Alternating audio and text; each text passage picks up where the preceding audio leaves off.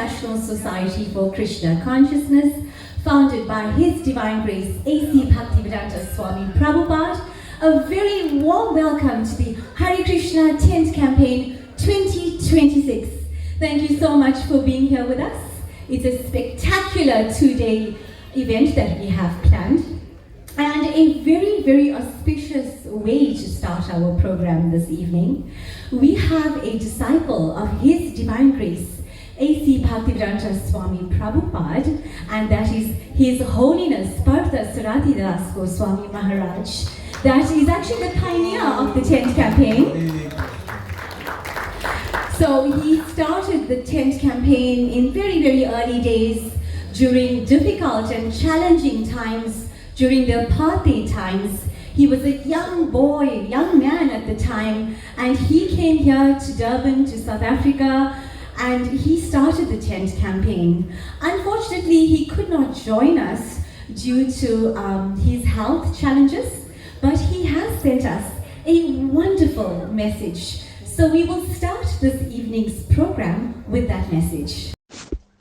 This is a voice message from Partha Sarati Das Goswami, congratulating and inviting and thanking all the devotees who have attended the ISKCON Tongat tent campaign, which we're holding from the 17th and the 18th of July. So thank you so much for coming, and you'll benefit tremendously by hearing Krishna's holy name and also hearing about the philosophy from the Bhagavad Gita. The Bhagavad Gita is the most important of our scriptures, and it explains genuine spiritual knowledge. So we encourage you to hear very nicely. This tent campaign, we started in 1977 during the apartheid time, and many times we came to Tongat in front of 1101 Flats. And when I first came then, there was no flamingo, Watsonia, etc. But then that was built up and we went there also. So please come on these two nights. Try to hear nicely. This program, as I said, was inaugurated 50 years ago, and it was inspired by our guru, the main guru in the Hare Krishna movement, His Divine Grace A.C. Bhaktivedanta Swami Srila Prabhupada. We call him Srila Prabhupada. So he's the author of all the books, and he is the inspiration behind all these devotees who are preaching, etc. So I humbly request, try this chanting of Hare Krishna, Krishna Krishna, Hare Hare, Hare Rama, Rama Rama, Hare Hare. It's very simple to do. This is called Maha Mantra, and immediately you'll get Lord Krishna's blessings. And we all need blessings. We all need some mercy. We all need some help, especially in this year 2026 with all the things that are going on in South Africa and also all over the world. The weather changing, prices increasing, cost of living, things are becoming very hectic. So the chanting of the name of God, it cools the mind, it makes you more peaceful. And when you read Bhagavad Gita, you understand there are other goals in life other than becoming very rich or owning a Mercedes or a Porsche. And that is to make spiritual advancement and to have spiritual knowledge. So thank you once again. I also want to take this opportunity of thanking all the devotees who helped to organize this festival. And I want to personally pray to all of you, for all of you. So I will pray to Lord Krishna, Sitaram, Lord Jagannath, Subhadra Balaram, Shishi Radha Radhanath, Lakshmi Narayan, Lord Nrsingadev, that they can bestow their mercy not only on you, your immediate family and also your extended family. They will all benefit if you individually take to spiritual life and start chanting the names of God.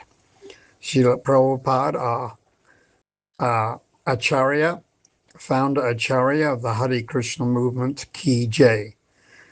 Jagannath Subhadra Balaram Ki Jai. Gaur Premanandi. Hari Hari Bol. Saratidas Goswami Maharaj ki, Srila Prabhupada ki. A beautiful, beautiful message indeed. And yes, we started our program with such auspiciousness. And a very big thank you to our Kirtan team that's seated here. Let's give them a round of applause. Adding so much of positive vibration. And His Grace Chakradhari Prabhu being our lead singer, together with the rest of the team, Chanson Prabhu as well. Welcome. His Grace Chakradhari Prabhu hails from Orissa, born and brought up in India. He's lived in Vrindavan for many years. He has been a pujari at the Krishna Balaram temple in Vrindavan. And by our good fortune, he lives here in South Africa now, and we get his wonderful association. He is an officiating priest, and clearly, I mean, you all heard him, he captivates our hearts and minds with his absolutely beautiful voice. So thank you very much, Chakradhari Prabhu, for being here with us.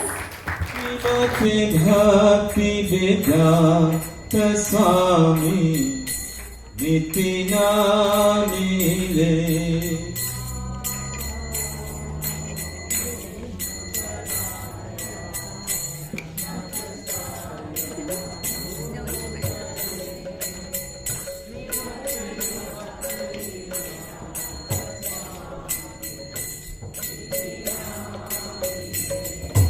Namaste Saraswati Devi Gauravani Pracharine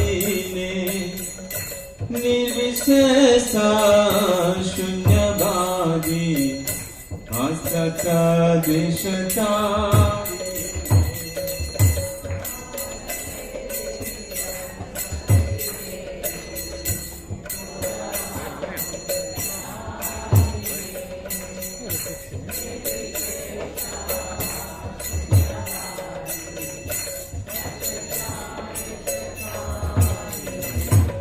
Sri Krishna Chaitanya Prabhu Nityananda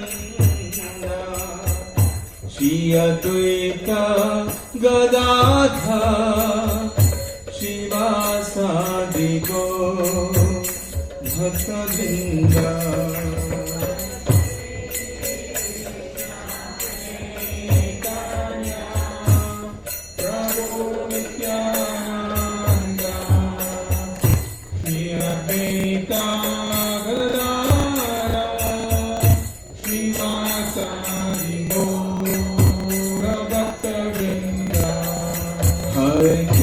Hare Krishna, Krishna Krishna Hare Hare, Hare Rama Hare Rama, Rama Rama Hare Hare.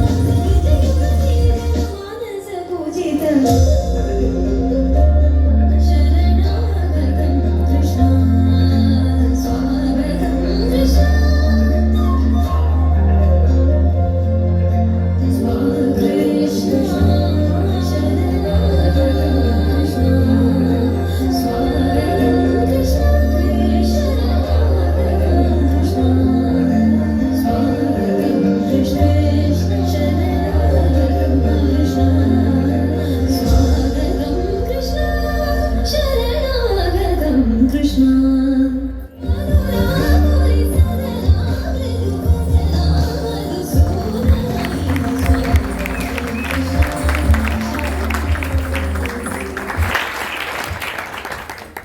So it's so wonderful to see young children have the courage to come up on stage and do their bit. We all have a talent, we're all born with a gift, and when children take it up at a young age, it is indeed so wonderful to see. So well done to these lovely young ladies, and it is now my absolute pleasure and honor in introducing our guest speaker for this evening, and that is Her Grace Gaurabhumi. Let's give her a round of applause.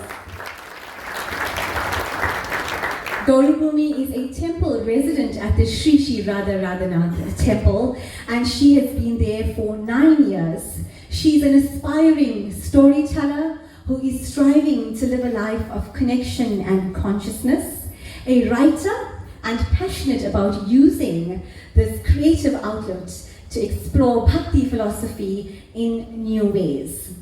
By qualification, she is a specialist wellness counselor. She has spent time volunteering in a drug and alcohol rehab facility, working with patients both individually and in groups, and currently works in medical insurance.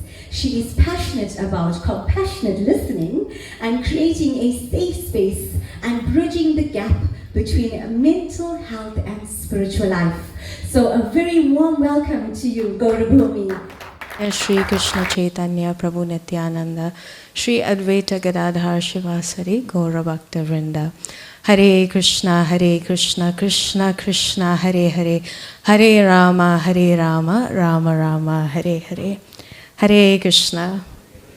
Thank you so much for this wonderful opportunity to spend the evening with so many bright and beautiful smiling faces.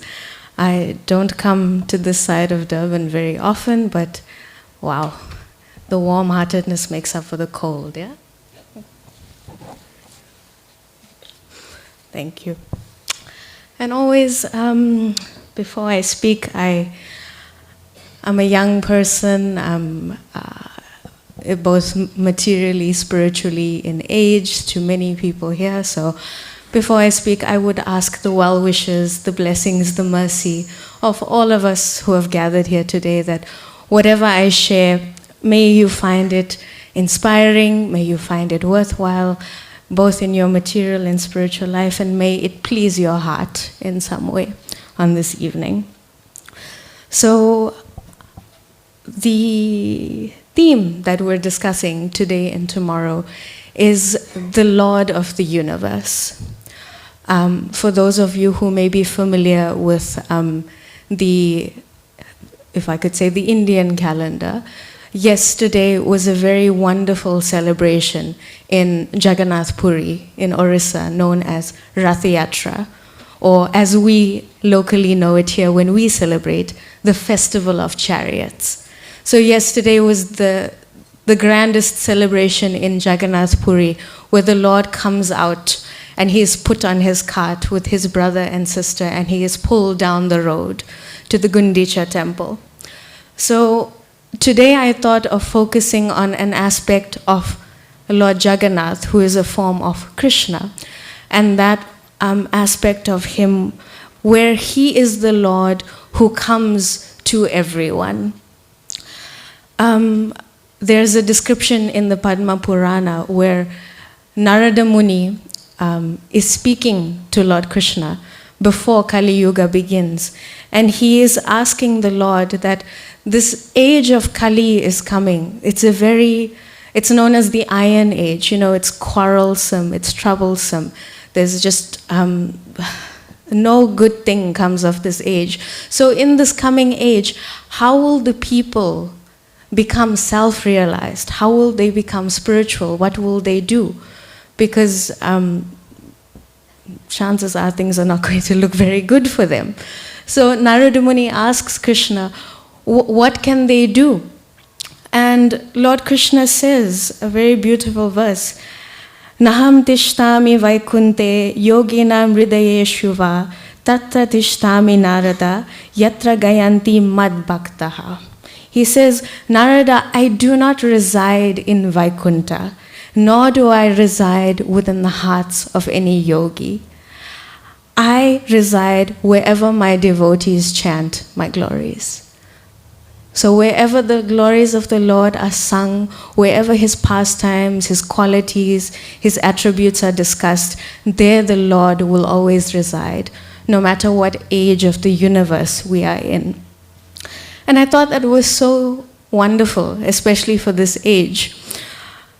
When we think about embarking on some spiritual journey, on a spiritual path, when we think about approaching God in some way, usually what comes to mind is, I have to go on pilgrimage, I have to, if you want to, maybe in certain traditions, there's some arduous journey, there's some rite of passage, there's some initiation you have to take. You have to climb all the way to the top of the biggest, tallest mountain alone and in the wilderness and fend for yourself and, find yourself, find God somewhere there, or have to travel to some other place for some darshan or something like that.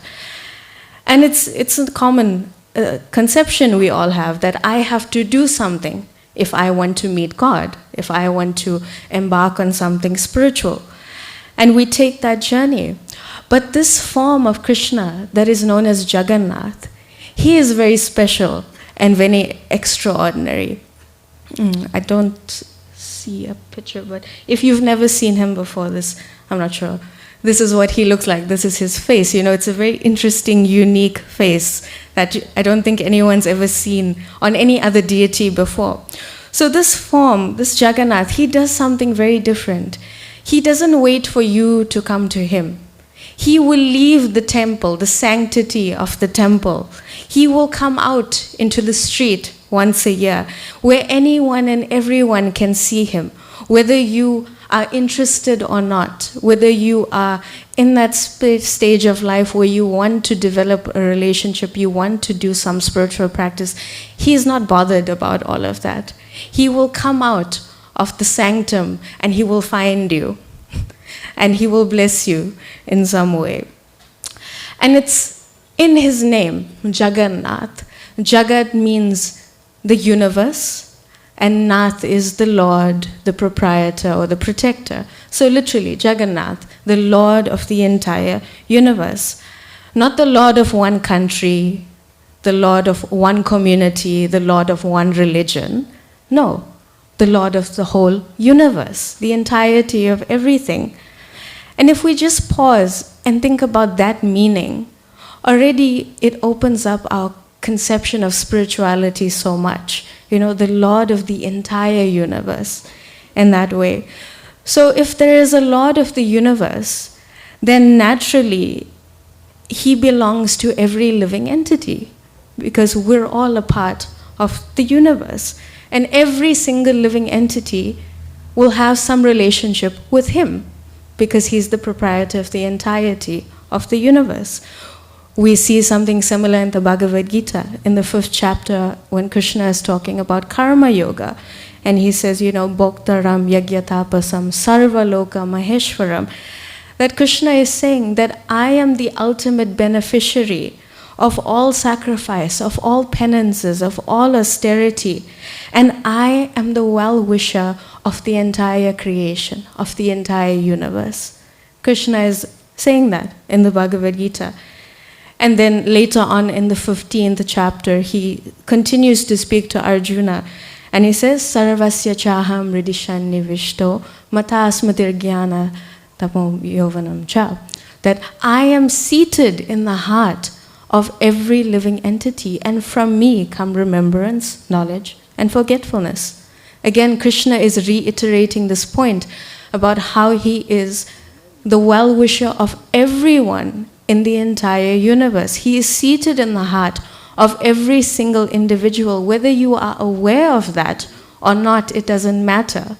He is seated in your heart, and he is there with you every step of the way, through everything. In the purport to that verse where Krishna says he is seated in the heart of everyone, Srila Prabhupada mentions that the Lord accompanies every single living entity as the supersoul throughout every stage of their life, throughout every single life that they have. Birth from the moment the living entity appears in the material world, right until they transmigrate through all the species of life, through again and again through reincarnation. Krishna is there as the supersoul, accompanying you through everything. Whether you're a human being, whether you're an animal, whether, even amongst human beings, there's so many varieties, right? No matter what, he is accompanying each and every one, the plants, the trees, the animals, the animate, the inanimate objects. Krishna is there through everything, and he never abandons any entity at all. And sometimes we may feel like that in our experience, that maybe I am so far away from something spiritual, from God, from where I want to be in life. And sometimes we feel that distance. But he has never distanced himself from us. We may have forgotten that relationship that we share with him, but he is still seated there. And that is the beauty of Jagannath. And when he comes out in his Rath Yatra festival, he comes to remind us of that fact, externally. In the beginning of the Vedanta Sutra, the very first verse reiterates how the absolute truth is that from which everything emanates. Everything emanates from Krishna and his splendor and his creation. So if everything then comes from Krishna, our capacity to love also comes from him. Srila Prabhupada, our founder Acharya, would often say and explain that, love for Krishna or love for God is not something artificial that we have to try and create from nothing. Love is already present within our heart. It's simply dormant, meaning it hasn't been realized or activated as yet in some way. Our relationship with Jagannath, with Krishna, with God, with divinity, has never ceased or disappeared. It may have been forgotten, but it's never that there is no relationship there at all. And actually our challenge then in this life actually is not to invent some kind of love, but to reawaken the love that is already there, that has always been there in some way. You could think of it like when there's an analogy that you could use, that when you're sick, you go to the doctor, right? Yes, forget about the self-medicating and things like that, but there's some things you just need some antibiotics for. You just have to go to the doctor. But what happens when you're too sick to go to the doctor? The doctor comes to you, right? In those very special circumstances, the doctor will make a home visit to you because he understands that you're so sick, you're so bedridden, you can't get up, you can't do anything. So the doctor will come to you.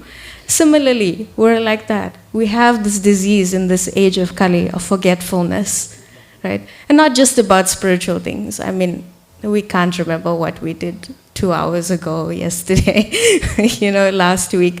This forgetfulness is very prominent as time goes by in this age, right? But Jagannath is that Lord that he will come looking for you. Whether you remember or not, he will come out. And once a year he does this. He comes out to see his devotees, even those who don't know that they have some relationship with him at all. He will come out and he will look for them, right? And that's one reason why Srila Prabhupada, our founder Acharya, established Rath Yatra in every major country in the world. And we could potentially say now, as ISKCON has grown over the years, every major city in the world, right? Because this festival perfectly encapsulates the mood of Krishna, of Jagannath, that and especially Lord Chaitanya, who we follow in our Gaudiya tradition, that every single living being in the world, not just humans, every living being should have an opportunity to hear and to see the form of the Lord in some way, to chant the holy name, to get some experience of some spirituality, so that the love in their heart can be reawakened in some way, right? So if we say that Lord Jagannath is the Lord that comes out and he is like, the embodiment of compassion, we would ask ourselves, then how then does he embody that compassion? One nice way is his form. Again, I was saying, if you've never seen what he looks like, this is his face. I'm not sure if you can see it all the way to the back. But he has a very, very unique appearance. It's unlike any other deity that we've ever seen. And, in our Sanatan Dharma culture, there are many deities that we are familiar with, many personalities, many demigods. But Jagannath is very unique. And very often the first time you see him, you'll ask, why does he look like that? He seems kind of half done. There's an arm, but there's no hand. There's no feet, there's no toes, but there's this weirdly big smile and these very large eyes that look like donuts. Very, very round, very, very big. So we'll start then with his eyes. Why are they so big? And you'll notice when you see a deity, there's nice, eyelid, eyebrow, things like that. Lord Jagannath does not have any eyelids because he doesn't want to blink. Because in that split second of blinking, he may miss someone in the crowd. And he doesn't want to miss anyone, so he does not have any eyelids in that way. And it's so comforting if you really think about it. Very often we go through life and we feel very invisible. I don't know if any of you can relate, but sometimes I feel like that no one sees me, no one knows who I am, I don't feel, not, externally recognized, but you feel sort of indifferent in the world. You can walk through a crowd and no one will notice you, like invisible in that way. We want to be noticed, we want to be accepted, we want to be understood. And Jagannath is that form of the Lord where he doesn't want to overlook anyone. So he goes without eyelids, right? And another thing with the eyes, the normal tendency for me, I speak for myself, is when you interact with someone, sometimes consciously or unconsciously, you pick up the faults first in someone. Why did they do that? They should have done it that way. If only they asked me, I would have told them the better way to do it. Those little tiny things that just pop up in your mind when you're interacting with someone. But Lord Jagannath's eyes, they're big like a magnifying glass. Because he will see the tiniest good quality, the tiniest bit of sincerity in you, and he will magnify that in his dealing with you. Right? Another thing with Jagannath, you notice around his eyes, there's a red color, like a rim. So maybe if you've ever had, like a very emotional day and you've maybe cried a little bit, you'll notice your eyes tend to get red from emotion. So Jagannath's eyes are red with compassion because he sees all of the living entities. And he wants a relationship with every single one of them. And that compassion is manifest in his eyes in that way. Also, they're very circular. When you look at, for example, Krishna on the altar, where you read about descriptions of Krishna, you'll read about his lotus-shaped eyes, But Jagannath doesn't have lotus, it's just circular, right? Why? Because then the periphery is not there, he can see everywhere. Nothing goes past him at all, right? And another very interesting fact about Jagannath's compassion, this is in particular to the deity of the Lord in Jagannath Puri. That deity does not sleep. So if you're familiar with our ISKCON temples here, there's a specific time in the day when the altar is closed because he's having a rest. Usually from 1 to 4, the Lord takes a rest, and then from 9 o'clock, he goes to sleep. Jagannath in Jagannath Puri does not rest at all. He doesn't go to sleep because he just wants to be available for everyone and everyone who comes. There are 2 or 3 hours where the doors of the temple are closed, so the public do not come in, but that is because the demigods come to see him. So they cannot be manifest before our eyes. So the doors are closed so they can have their darshan of him. So just see, I miss 1 hour of sleep out of my usual schedule. I'm pretty cranky. What to say if I never sleep? I don't think I'd be a very compassionate Lord to anyone.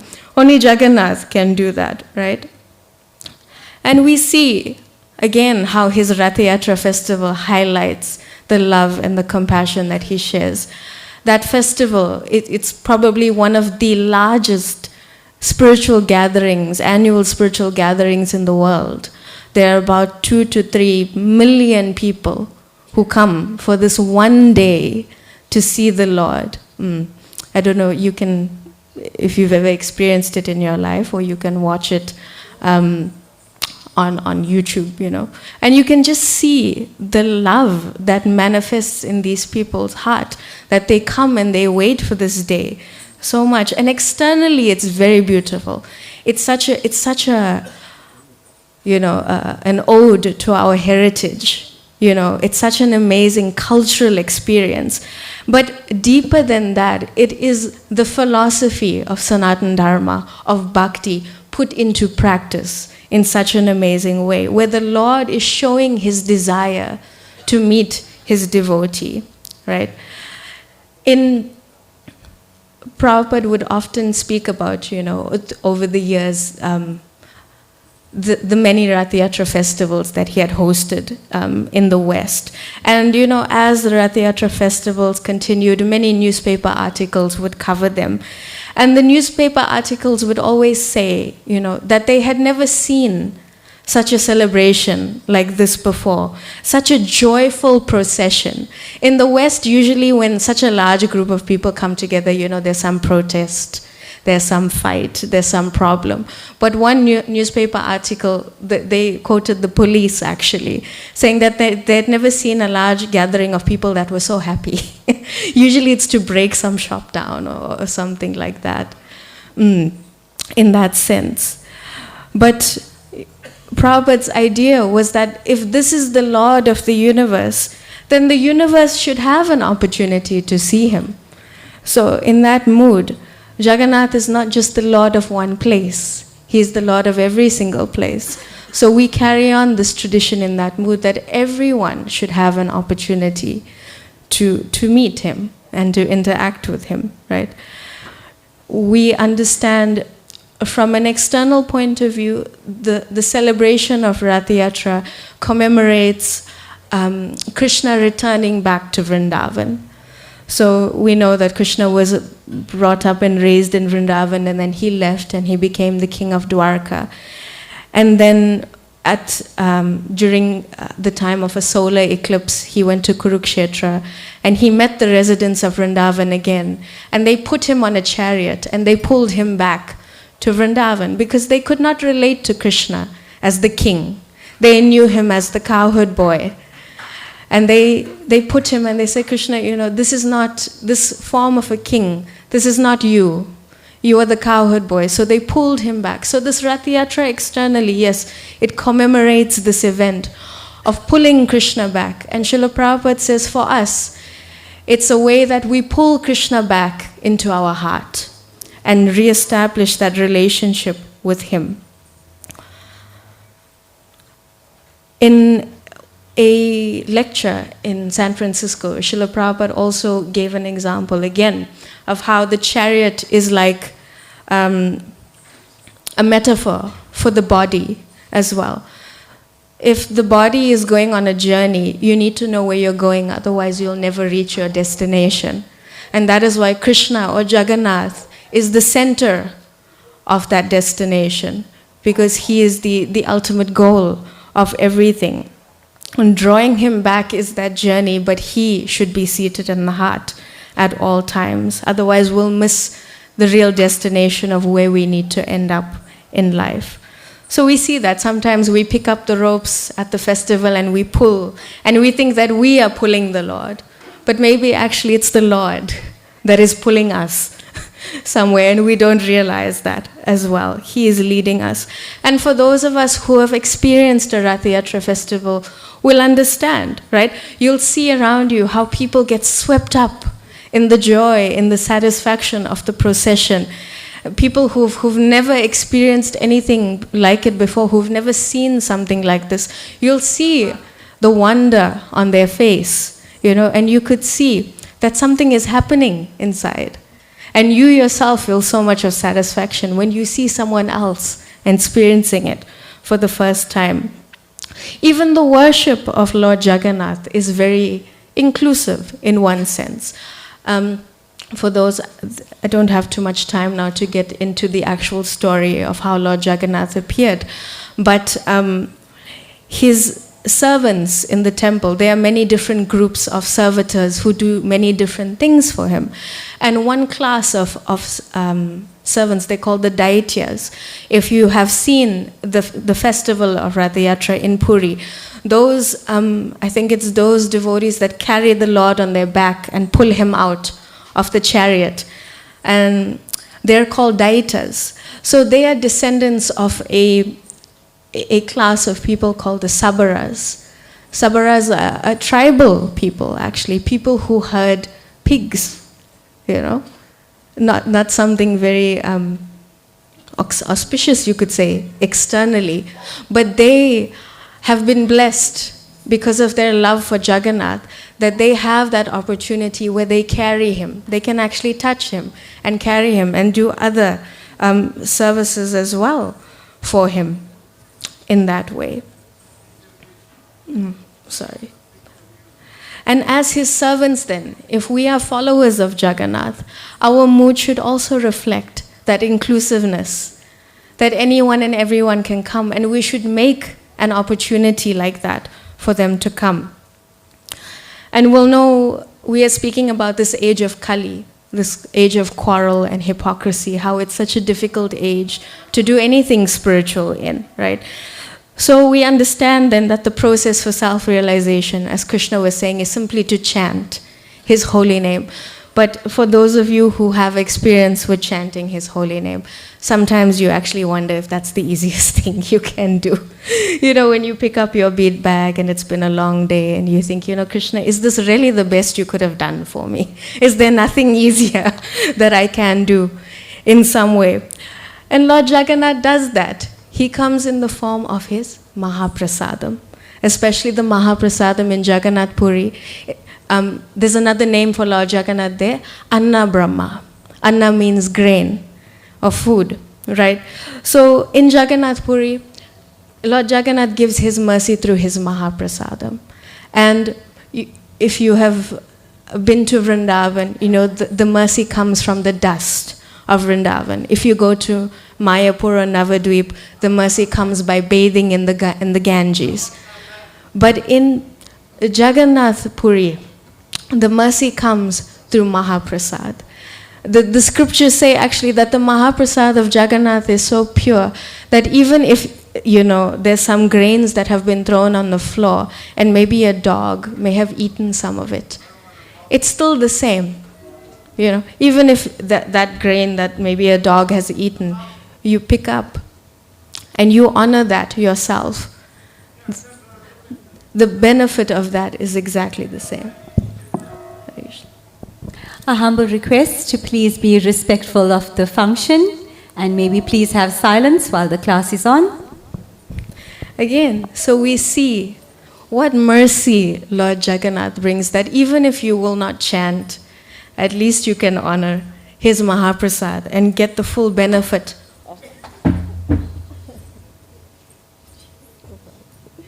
in some way. There is a transcript of a talk Prabhupada gave at his Rath Yatra festival in London. So in London, the procession ends, it goes down the road and it ends in a place called, Trafalgar Square. And in Trafalgar Square, there's this very big monument called Nelson's Column. So I didn't know who Nelson was. I had to do some research. So Sir Nelson, he's one of the most respected British Navy officers in the history of Britain. And there are actually quite a few monuments around the country for him. So this Nelson's Column, it represents like the height of British glory. It commemorates them winning some battle against France and Spain and not losing a single ship and, something like that. But the Rath Yatra cart, the procession ends in front of Nelson's Column. And one day, it was Rath Yatra, and the newspapers, they printed this picture of the chariots in front of Nelson's Column. And Prabhupada said that, look, Nelson's Column has been defeated by the canopies of the Rath Yatra carts. Again, so something that represents the height of material conquest. No, Lord Jagannath's chariot has even defeated that. And Prabhupada calls Rath Yatra the victory march as well. That look, here is the victory of Sanatana Dharma. Here's the victory of Lord Chaitanya's mission. Here's the victory of Bhakti Yoga. That Krishna's holy name is chanted in every town and village through the mercy of Rath Yatra, through the mercy of Lord Jagannath, right?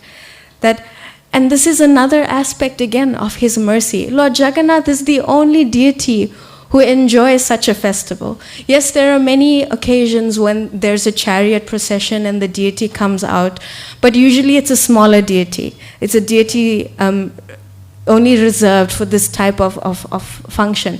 But no, this Jagannath, he is the very same big deity from the altar. For those of you who come to our temple in Chatsworth, I don't know if you can conceive of taking Radha and Krishna out onto a chariot. I think it would be too much of a headache. These marble deities, how will we secure them? How will we do this, that? No, Jagannath, there's no small deity that comes out. It's him in all of his glory, that comes out. No other form of the Lord does something like this. And that again just shows his eagerness, that I will come as I am because I will meet you where you are. Wherever you are, I will meet you, so I will come in that form.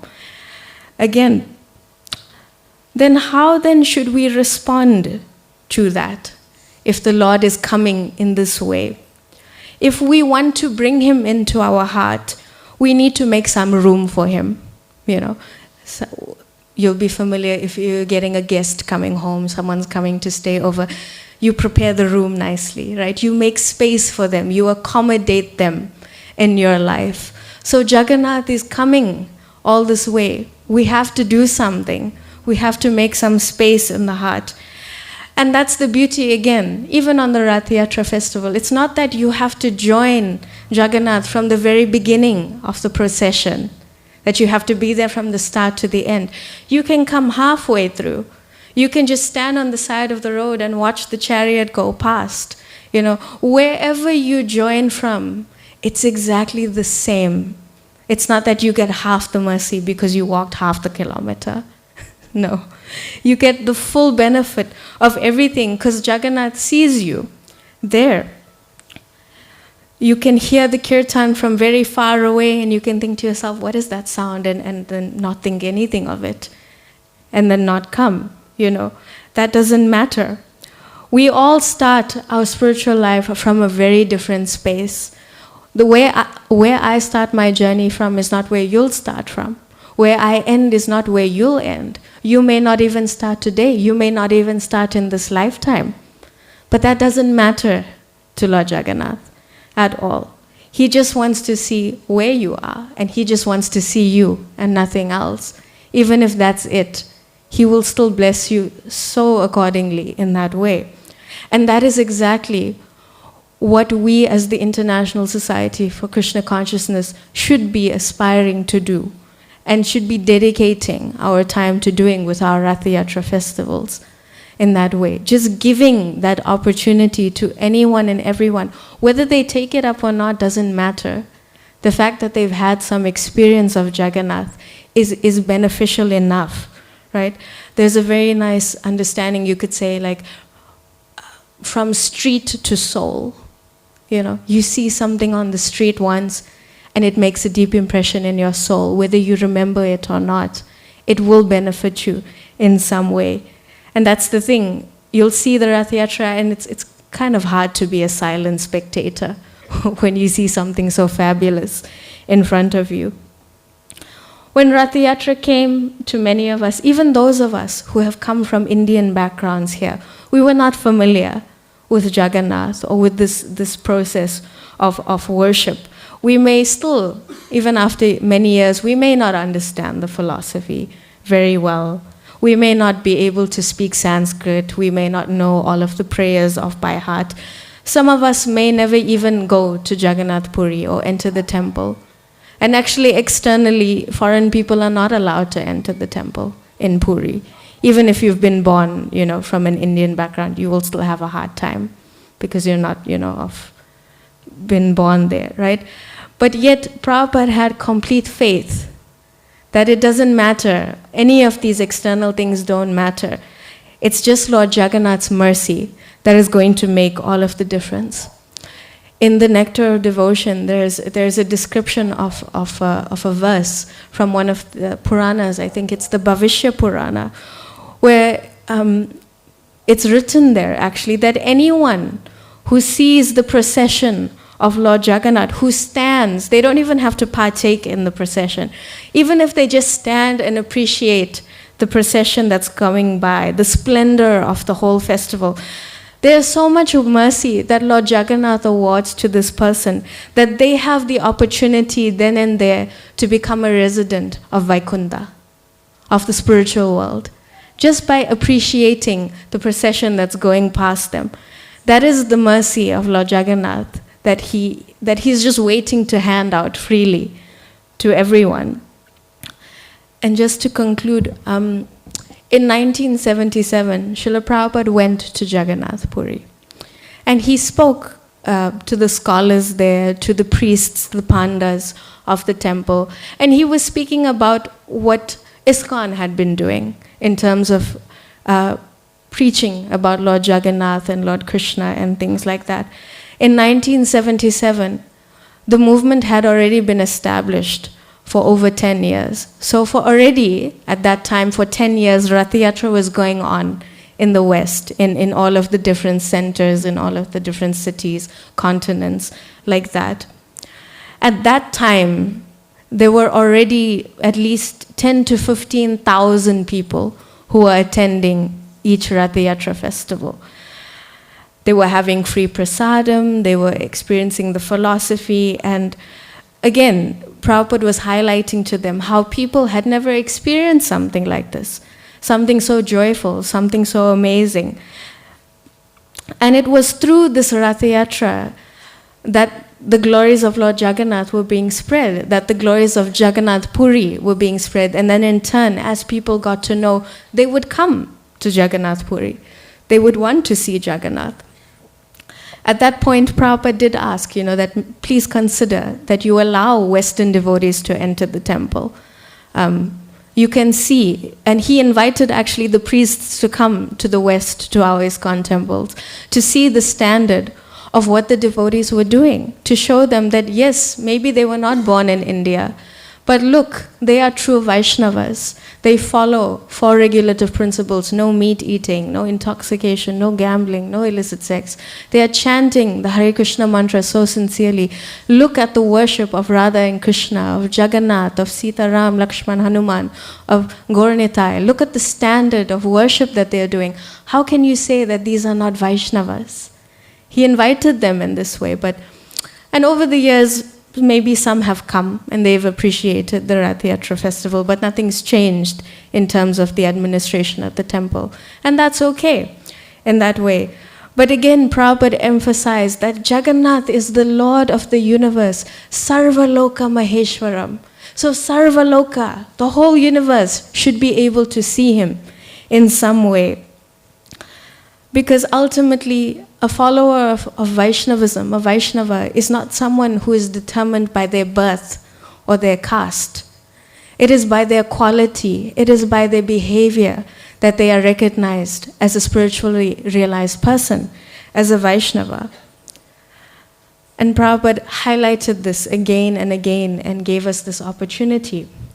And I thought to close, there was one very nice excerpt that I heard from one of our spiritual leaders, His Holiness Sachinandan Swami. So he preaches mainly in the European countries and in Germany. So he was speaking at a Rath Yatra festival in Berlin, in Germany, a few years ago. And he was sharing an experience he had where they had invited the, I guess, the Indian ambassador to attend the Rath Yatra festival. So he was sharing how the ambassador arrived with his wife for the Rath Yatra procession. And the temple in Berlin, they have Jagannath deities there. And these deities are carved from the same type of tree as the Jagannath deities in Puri. So there's a very specific kind of tree that the deities are carved from. The deities in our Berlin temple are carved from that same tree. And you know, they were sharing with the ambassador, these deities are carved from that same tree.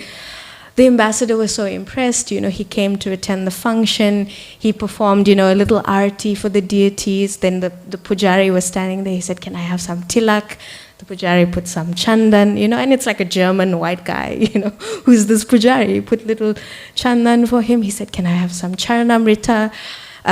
Because it was on the chariot, they didn't have, but they had in the Lord's tumblers, you know, the Lord has some glasses, they had some elderberry juice, so they gave the ambassador some maha juice, you know, to sip, and he was so happy.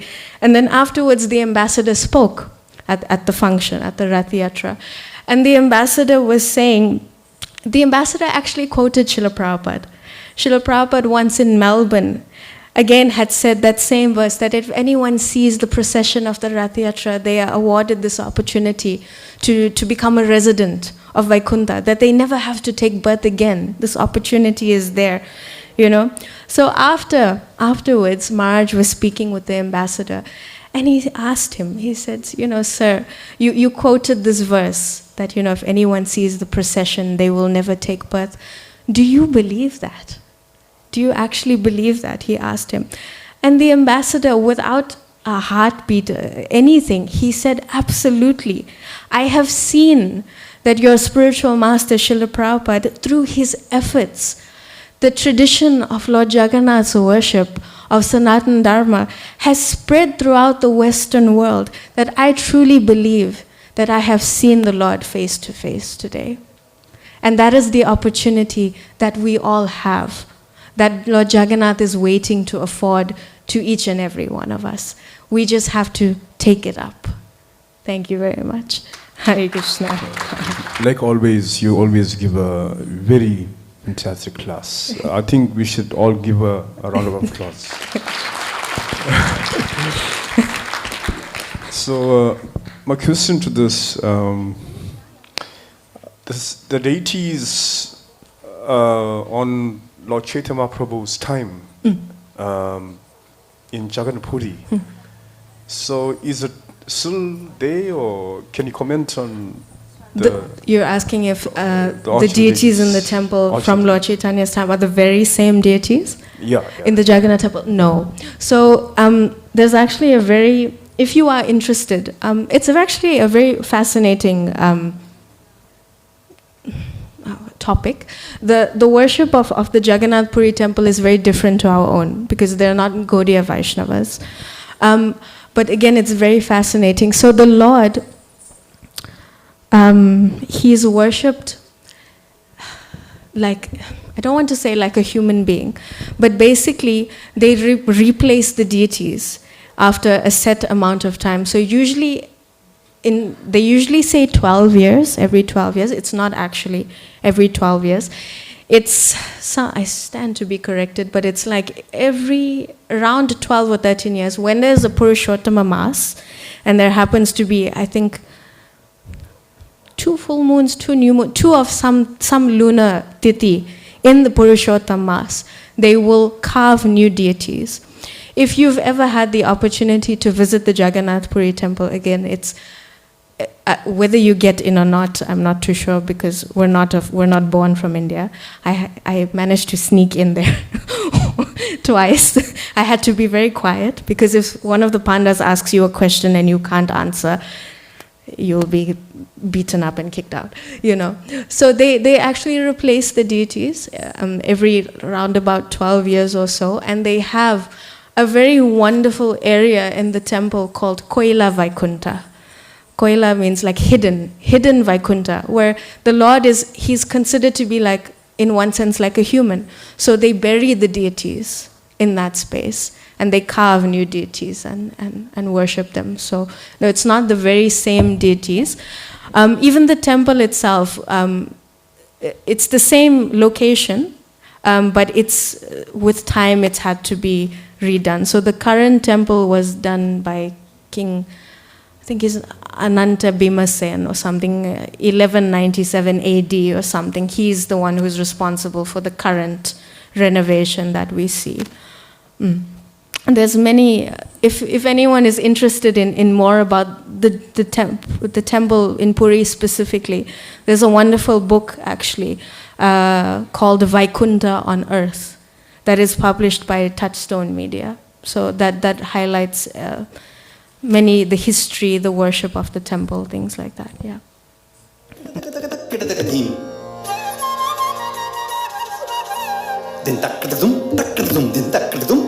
Takatari kukundana kita takadhi. Takatari kukundana kita takadhi. Swagatam Krishna, Sharanagatam Krishna. Swagatam Krishna, Sharanagatam Krishna. Madhura Puri Sadana Mriduvadana Madhusudana Iha Swagatam. He is an attorney, conveyancer, and notary by day, actor, comedian, and a radio jock by night, a very popular voice. He is on Hindwani, and he comes every Friday from 9 to 12, 9 till midnight, bringing you Tamasha or Masti. Ladies and gentlemen, dear devotees, I present you Anesh Dasrat. A huge round of applause to him.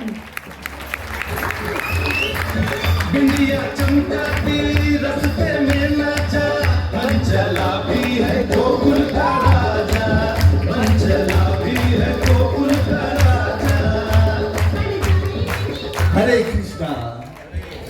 Wow, what an awesome pleasure it is to be with all of you. And I want to thank the organization, the Namahatta. Thank you so much for having me here today. But I just want to say this, right? Over 3 decades of being in the entertainment industry, over 3 decades of that, I've been introduced so many times on stage.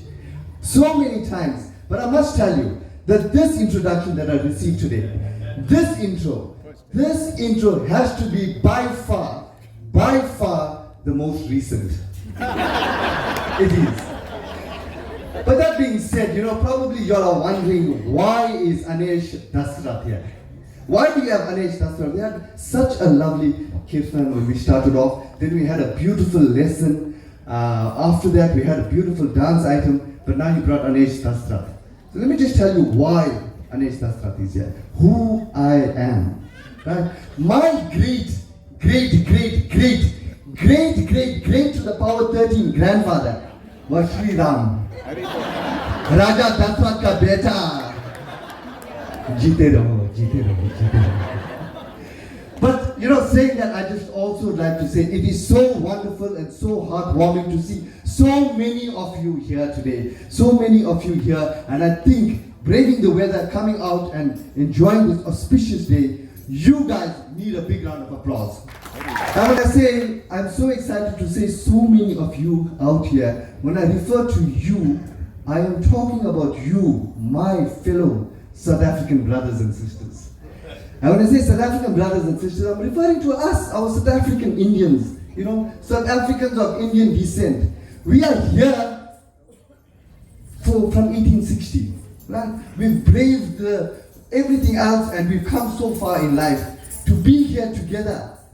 But the one thing we have with us is that we have created our own identity. We South Africans, Indians, we have our own identity. And I give you all examples of this, right? Because we're not associated with all the other races during apartheid time. For me, the first time I had a white friend was when I started working. During school time, we lived in Phoenix. We never associated with them. And there's a chance now, right? I had a white friend. His name was John.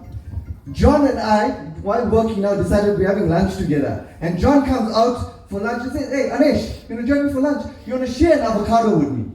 Now me, from Phoenix, the truth is, don't laugh, right? I had no idea what an avocado was.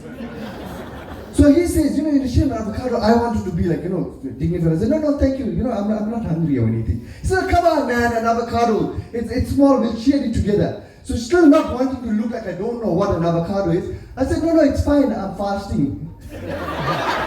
Besides, I'm Hindu, I don't eat beef and pork.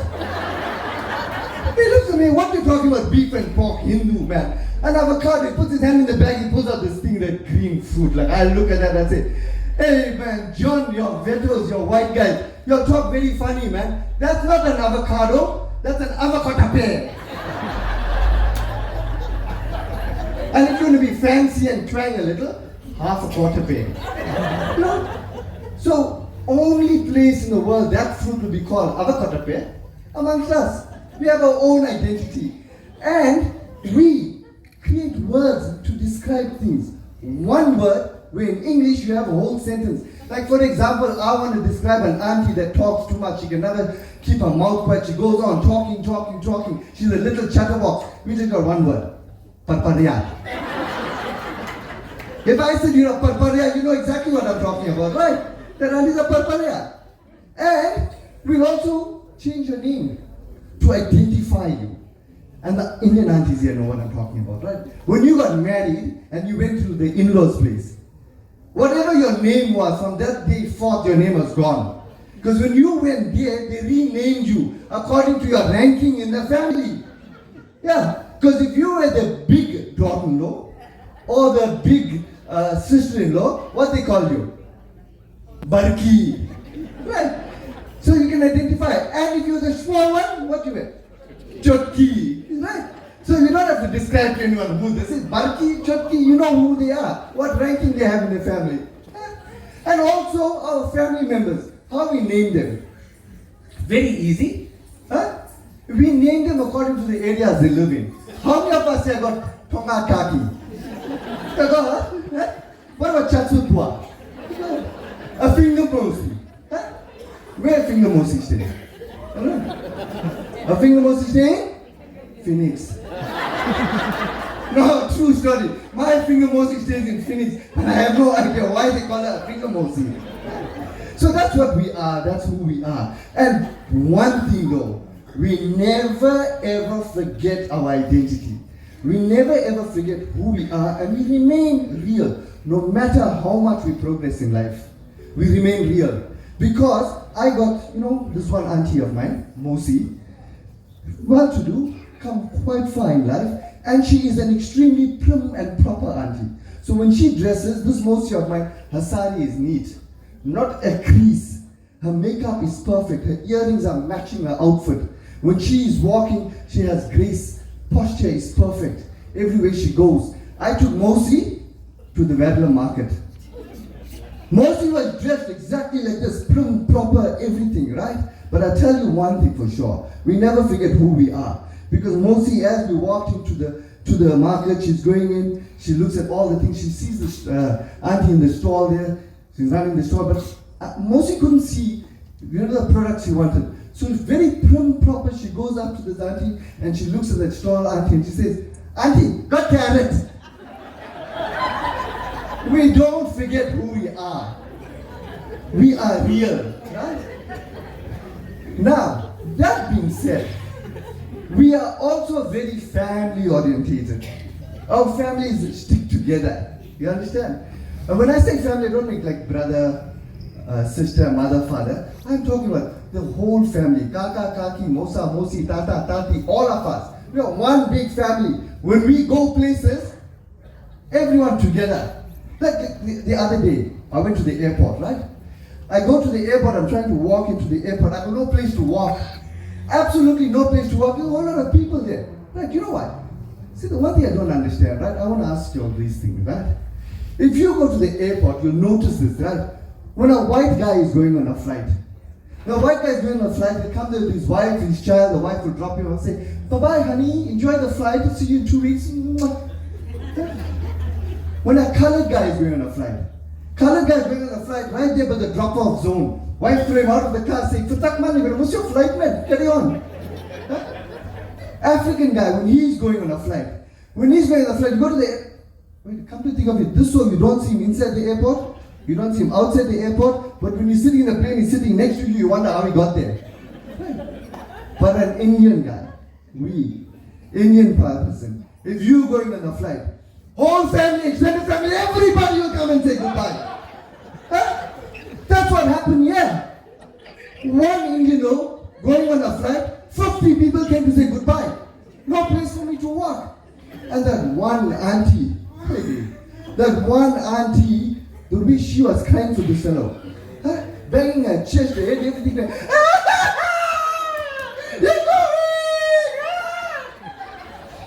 The way she's crying, I thought she got Fufian or something.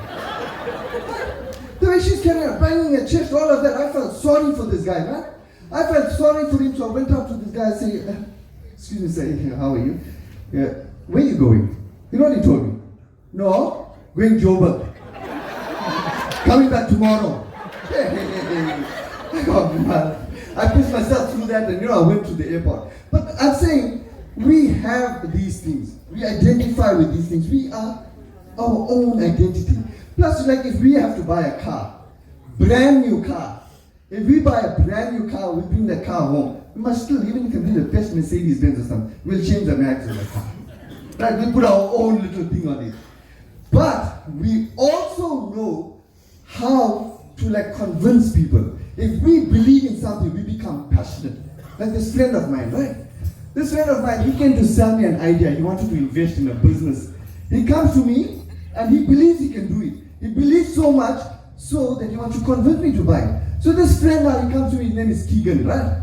Keegan comes and says, hey Anesh, I'm starting my own airline business. How do you airline business? What do you know about airlines then? He said, no, me, I know everything, man. I flew one time to Joburg on a mango flight. He said, hey, don't kulula with me. I didn't understand a word he said, right? Now this guy wanted to start his own airline business. I said, you think you can do this? He said, yeah, but first I'm going to start with buying my own aeroplane. Yeah, aeroplane. Right. He says, once I buy my aeroplane, I'm going to bring it, park it by the house. So, no. He got no place to even park a wheelbarrow by his house. He's going to bring a big aeroplane and park it. Then he says, when he brings his aeroplane and he parks it there, the next thing he does, he's going to suit that thing up. He put a set of mags on that thing with spinners. Then he put a boot looper on his aeroplane. He'll even put a sunroof on that thing. And for entertainment on his aeroplane, he won't have movies and all of that. No, he put live Nagara band. His aeroplane will fly like the wind, he said. He said when that thing is flying, people will know. He'll have you know what wind is? Hawa. Right? His aeroplane will fly like the wind, he says. And when he's going to fly that thing, people will know that the wind is here. He'll even put a personalized number plate to that effect. So I said, Keegan, what number plate are you going to put? He said, number will be Hawa, yeah, ZN. These guys, they get just a bit carried away. But with that being said, before I conclude, right, I have to tell you a story about those two aunties. We spoke about Barki and Chotki. Hey, Barki and Chotki went to the hospital to visit a finger mosi. Now when they went to the hospital to see a finger mosi, when they get there, finger mosi is lying on the bed, fast asleep. Barki goes right by her headset, she take her finger and put it there by finger mosi nose to see if she's breathing, whether she's alive.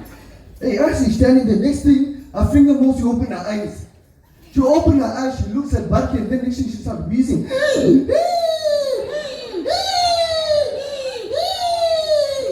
Now, Barki is standing there, don't know what happened. Next thing her finger mosi is going. Now she's like writing in the air. Barki say, hey, Chotki, she wanna write will for us. Go quickly, bring pen and page and come. Hey, Chutki got excited. She ran to go bring pen and page and come. When she brought that pen and page, give it to a finger mousy. Finger mousy, take the pen and page. But Chutki, she's writing everything in the world for us. We're gonna get everything here. These two aunties are so excited. Next thing, a finger mousy hands this page to Barki. Barki takes the page, she says, Chutki, I think everything in the world for us. She opens this thing. As she opens it, Barki, you're standing on an oxygen tube. I can't breathe. Chutki says to Barki, Barki, you thought you're going to get oxygen tubes. You thought you're going to get everything in the world. Huh? What you got? You got carrot. How are you? I just want to say thank you very much. I think that's my time. And it's awesome to be here today. We're going to hand you over now to our MC. Thank you guys and thanks for having me. Thank you. Hare Krishna. Before you leave, Anish, you want to share with everyone where some of your stories were inspired from? From our normal life, everyday life. That's what the stories are inspired from. And from two young girls who also helped me with some of the stories. No names given tonight. Thank you so much. A huge round of applause to Anish Dasrat. So you see, this is why I go to Himbani Studios on a Monday and Tuesday and Anish goes by Friday. Because as long as he's in studio, you can't really work, you'll just be laughing the whole time. So Anish, thank you so much for bringing us all this laughter. And I'm sure everybody thoroughly enjoyed that. But you know what this also means? We will need you to come for every 10 campaign going forward. Am I right? Let's give him a round of applause to show him how much we mean that.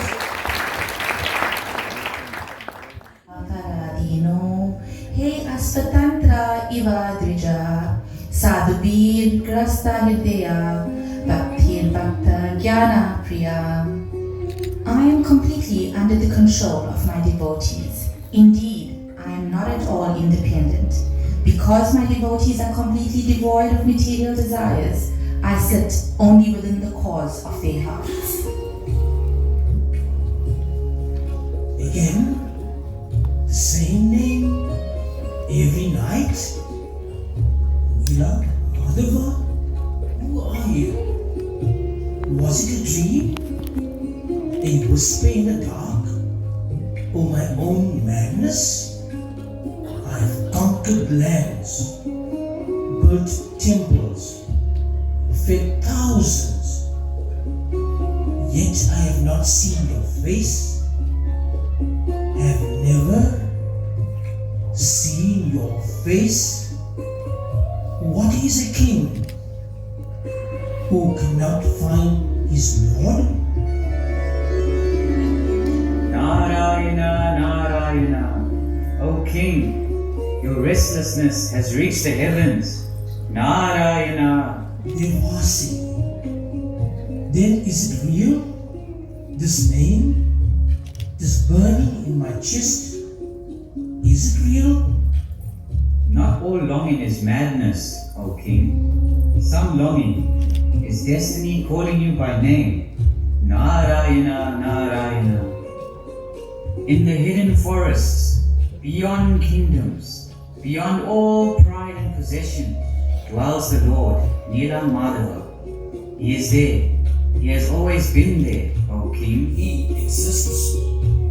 But hear me well, O King. He is not found by force. He is not claimed by desire.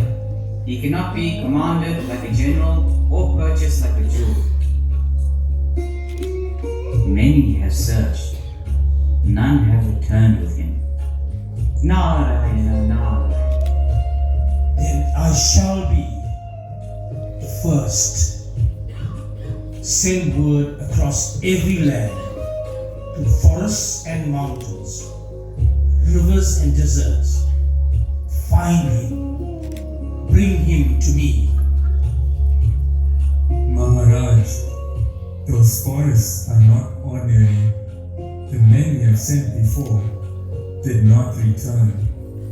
Then send men who are willing, not men who are comfortable. I will go. Do you understand what you're offering? A path unknown, guided by nothing except faith. If the Lord wishes to be found, He will reveal Himself. And if He does not, then perhaps that too is His will. This is not a journey, Vidyapati. This is surrender. Yours and mine. If you find Him, you give life back to this kingdom and to me. If you fail, I remain empty forever. Remember this, Vidyapati. The Lord reveals Himself through love, not through force, not through urgency. Narayana, Narayana. But bring Him to me. Do not return without Him.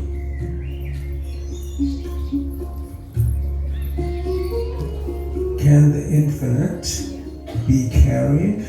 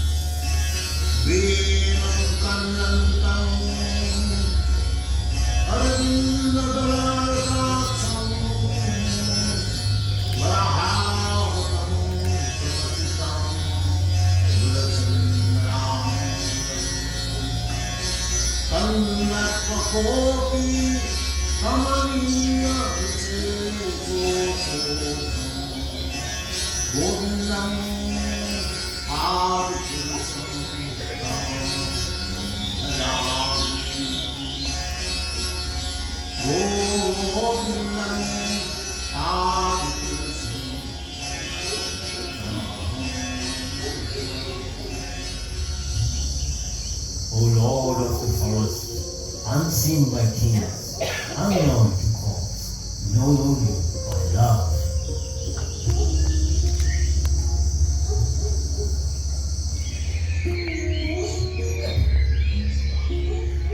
Father, why do you hide me from the world?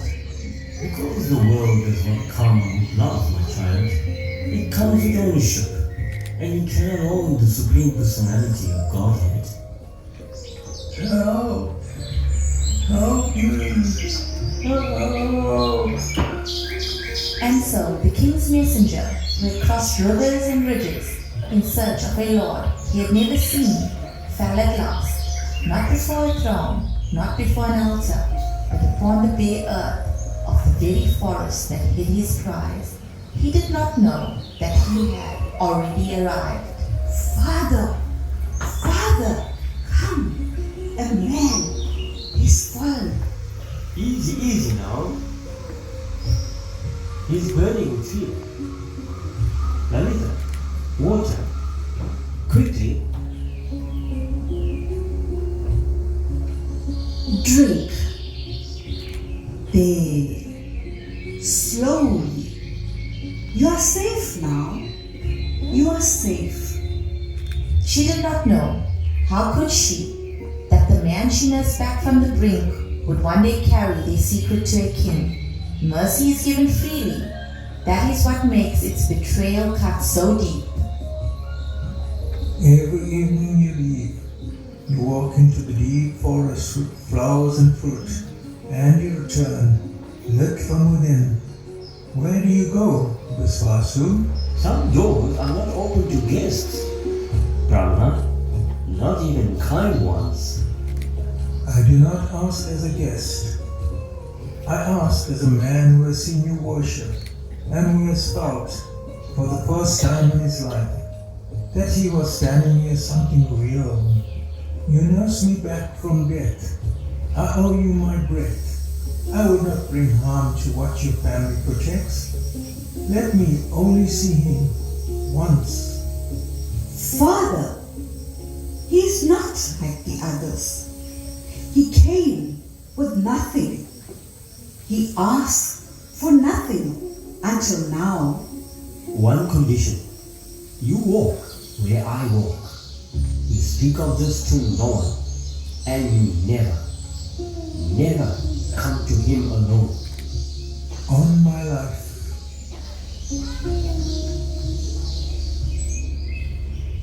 With every step deeper into the forest, the Brahmana sowed his secret. A seed, and a seed, and a seed, mustard, dropped into the soft earth, that would sprout in the coming rains and burn the path back into the ground itself. He told himself it was only caution. He did not yet call it betrayal. Madhava, you are here? You were here all this time, hidden in the forest, while kings tore the world apart searching?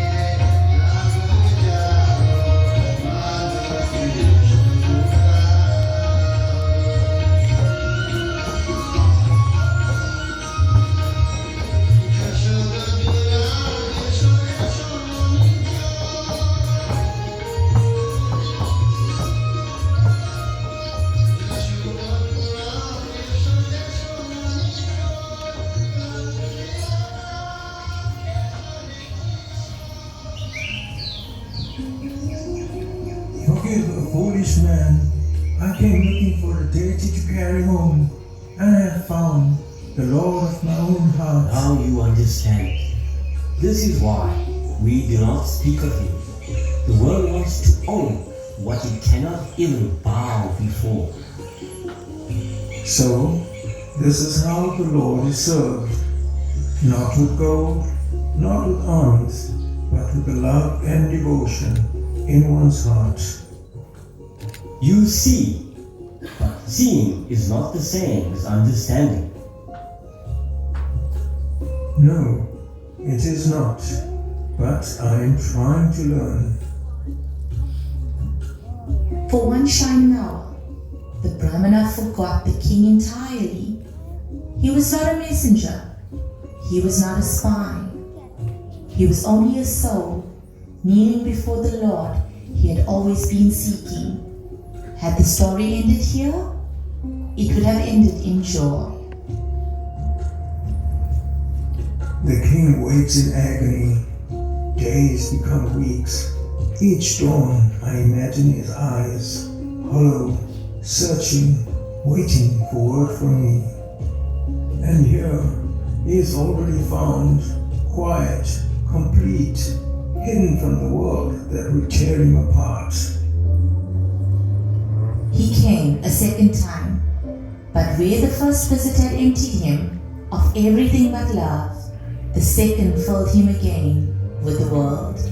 The king's hollow eyes, the king's desperate vow, the promise made in a throne room a lifetime ago. Do not return without him. I was sent to bring you to the king. But does any man have the right to carry the Supreme Lord? And for what? Just to move the ocean because the king is thirsty? Forgive me, Miss Vasu. Forgive me, Lalita. Forgive me, my lord. But the king is waiting, and I gave him my word before I ever gave it to you.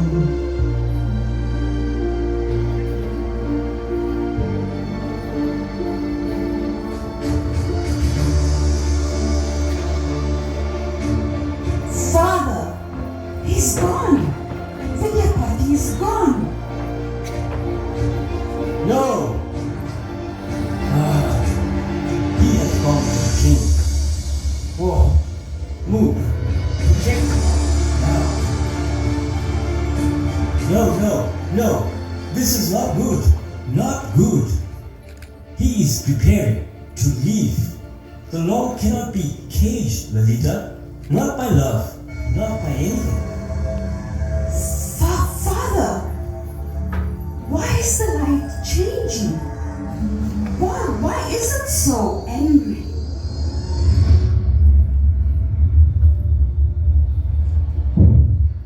No, I am too late. I am too late.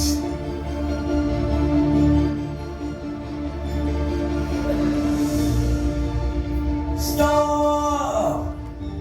You came with noise, with power, with claim.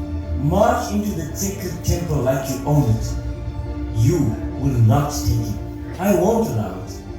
I have crossed kingdoms for this moment, old man. Step aside.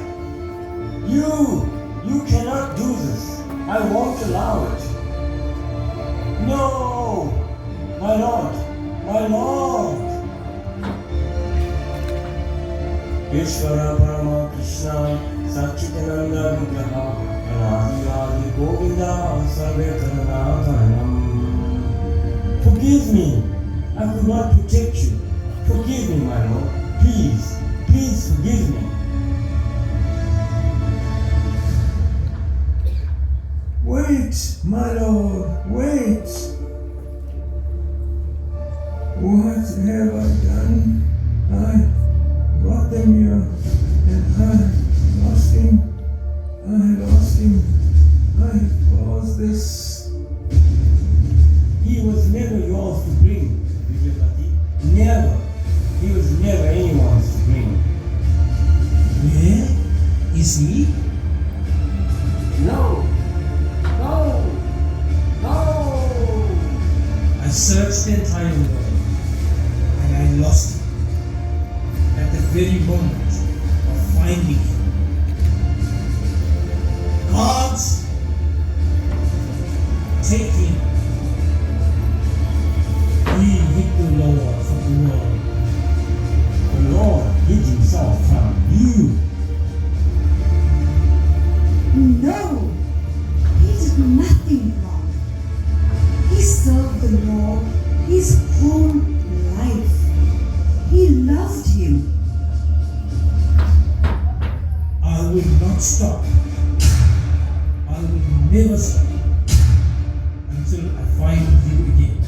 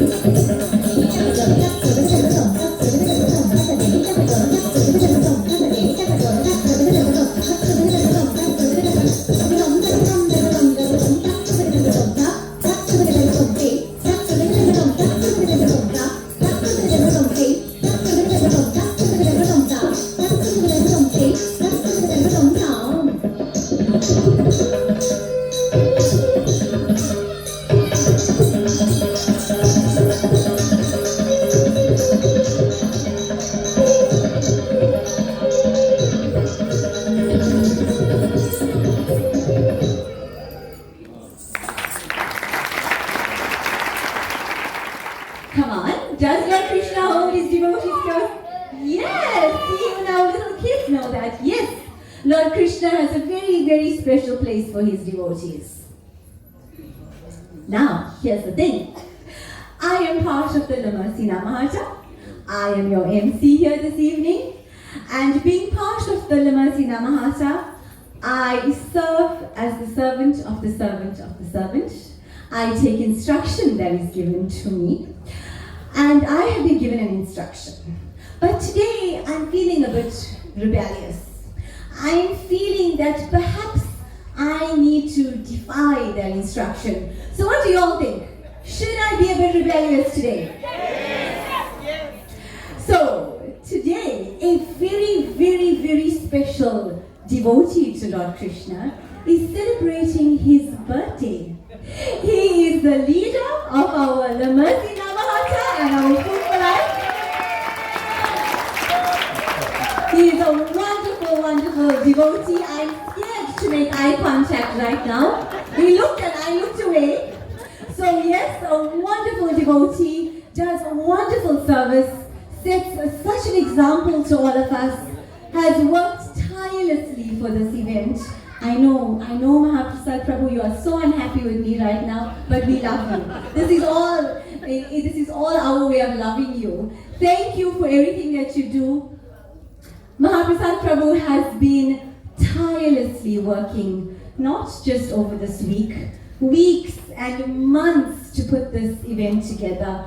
Last night I was here and we were just saying, the creativity he has, the dedication, the determination, the hard work that he puts out there to bring together this event. It's a mammoth event over 2 days.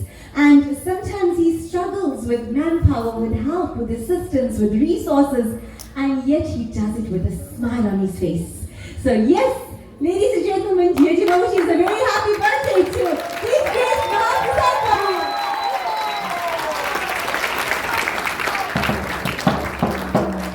Now I'm scared. I am a bit scared to push my luck. But because you're all are here, I'm feeling a little bit safe. So I'm going to hand the mic to Mahaprasad Prabhu. But Prabhu, you have to come to me. I know it's your birthday. It's just that the speakers are there. Otherwise, I would have come to you. So let's give him a round of applause. It's a wonderful birthday present for being present here. There's nothing more better than this. It's definitely a lot of hard work, a lot of planning. Well, I've got a good wife behind me. Even better than that, we have a very, very wonderful team of devotees who actually put everything together. So don't glorify me. It's actually all these wonderful souls that actually dedicated so much time and energy. So I'm just going to steal all the glory. So thank you so much for coming. Thank you for sharing this day with me. It's actually a pleasure seeing all of you here. And the idea was to bring everybody here. I didn't expect it to be on my birthday, but the Lord makes arrangements, and we just abide by it and just be humble. Thank you so much. I pray you'll enjoy the prasad, enjoy the show, and please, if you really, really want to please me and the Lord, be back tomorrow. Sinan has just shared something very interesting with me. Under one of your seats, there's a gift awaiting you. No, really, true story. I'm not asking you to do chair yoga here. I promise you, there's a gift under one of your seats. So you all let me know who's the lucky person. I promise you. I think some are just sitting still. It could be you. Under one of your seats, there's a gift. Is it kept there or stuck under the seat?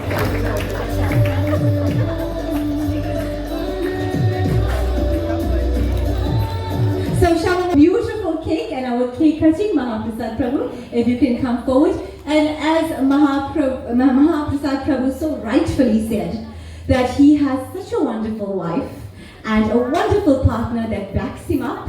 And yes, behind every successful man, there is a wonderful woman. So let's give a round of applause to Madhurya Mataji as well. I don't know who to be most scared of after the program, Mahaprasad Prabhu or Madhurya Mataji for this one. Thank you so much, Madhurya Mataji as well, for everything that you do. You and Prabhu make a wonderful team. You are truly a power couple, and you all set such a wonderful example to all the devotees. So if you can please go up to the stage and let us, can we get the happy birthday song going? Krishna Krishna Hare Hare Hare Rama Hare Rama Rama Rama Hare Hare Hare Krishna to you Hare Krishna to you Hare Krishna to Mahaprasad Prabhu Hare Krishna to you Hare Krishna Hare Krishna Hare Krishna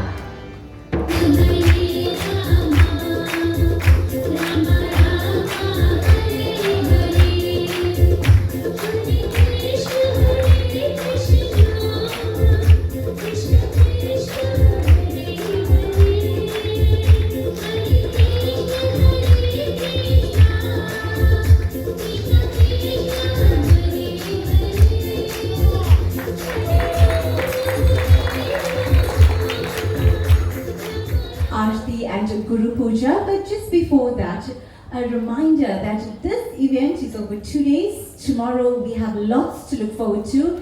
His Grace Swarup Damodar Prabhu will be joining us tomorrow for class. And we have, yes, a round of applause for that.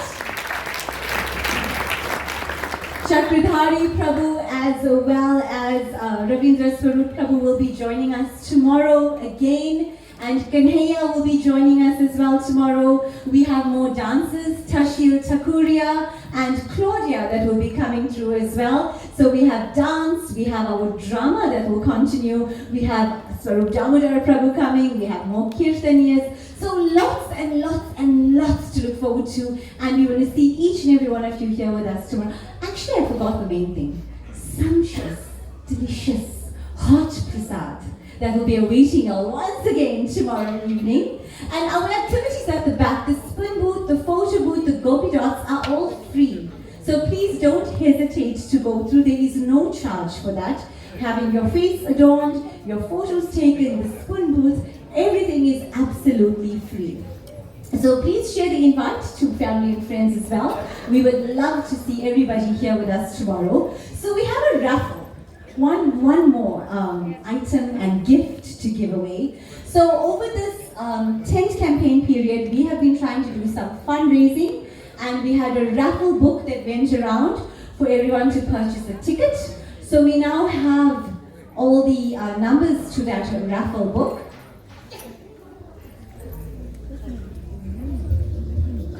Anish, if you could come and pick out a number for us.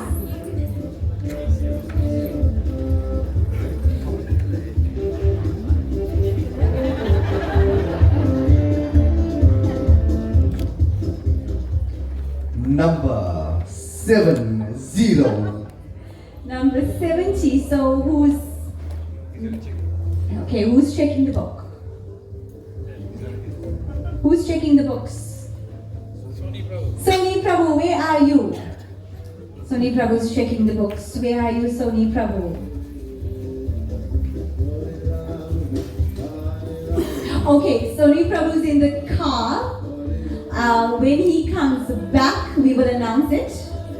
Or we can even announce it tomorrow. We know it's number 70. Or is he going to come back in a few minutes? Okay, so we're going to wait for that. We're going to wait for Soni Prabhu to check the book.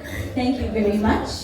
Thank you very much to Anish, a descendant of Lord Ram. Thank you for that. He has blessed us with the number 70. So yes, thank you so much to each and every one of you. Thank you for being here with us. It's cold, it's winter, it's a Friday. Many of you all have worked, yet you have come out to be here with us. And many of you all not from Changash. You're all even coming out from further and surrounding areas. So thank you for being here. We look forward to having you here with us tomorrow as well. Ravindra Swarup Prabhu will lead us into Kirtan with Chakradhari Prabhu, Rasraj Prabhu joining, as well as Cameron Prabhu. And you all will remember Hayden? Is it Hayden? Hayden that joins us every year. He stays around the area and he makes sure he comes, sometimes without any adult supervision, but he runs through and joins us for the tent campaign. And he was even with us last night as well. So you have a deep attraction for Lord Krishna? Excellent, well done, and yes, all the best to you. Okay, the name.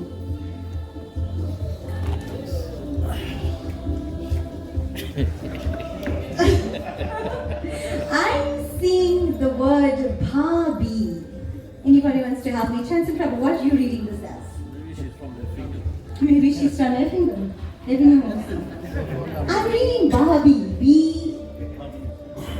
Bhabi is from Tongat. Okay, she's not here with us. Many of us know her and we will inform her that she's won. So well done to her. Is this only one raffle? We have one game tomorrow? So we have another raffle tomorrow. Do you have any more tickets that can be sold?